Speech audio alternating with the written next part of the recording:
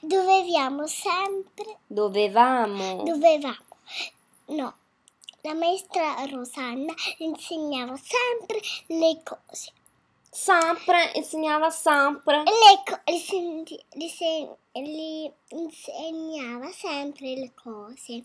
Quindi io mi stufavo, non volevo fare quella storia. E meno male che non l'avevo fatta. Perché non l'avevo fatta?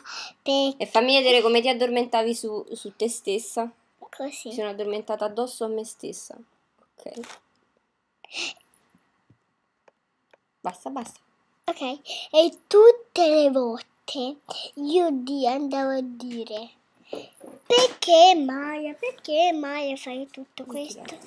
Perché io faccio me stessa, Michela, e tu fai te stessa.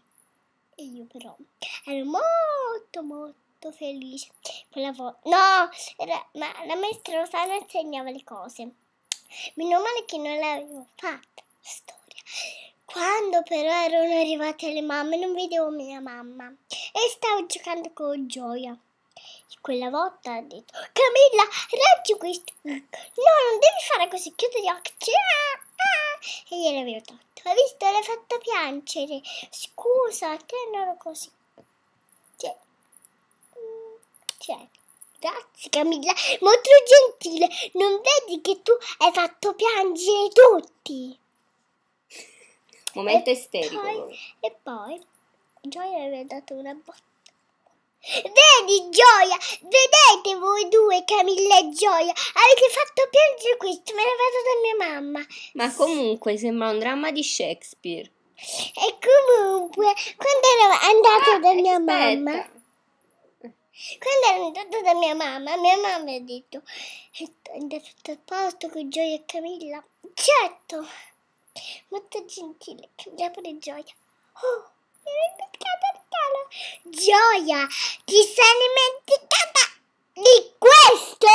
E non sputare sopra il computer. Hai capito pure tu, Camilla? Di questo? Ora fai finta che parli, però non si sente la voce.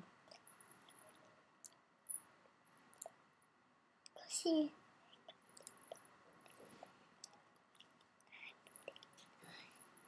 No, solo io.